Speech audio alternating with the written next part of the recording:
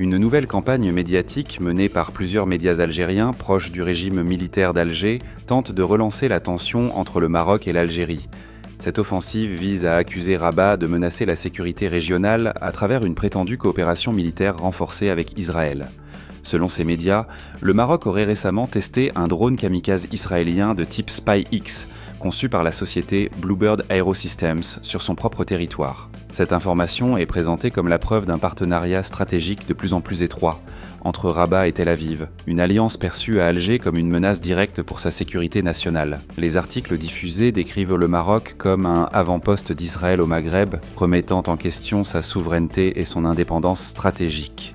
Depuis la signature des accords d'Abraham en 2020, le royaume chérifien aurait, selon ses sources, intensifié sa coopération militaire et technologique avec l'État hébreu. Cette alliance serait, toujours selon la presse algérienne, motivée par la volonté de Rabat d'obtenir un soutien international dans le dossier du Sahara marocain. Les médias pro-régime vont jusqu'à qualifier cette relation de dépendance stratégique, voire de trahison envers le peuple marocain. Des accusations de mécontentement social et de manifestations internes au Maroc sont également évoquées, bien qu'aucune source indépendante ne vienne confirmer ces affirmations. Pour Alger, cette coopération serait une source d'instabilité régionale, risquant d'entraîner une escalade des tensions au Maghreb. Certaines publications vont jusqu'à évoquer un désir d'indépendance du Rif, présenté comme une conséquence d'un prétendu affaiblissement du pouvoir central marocain.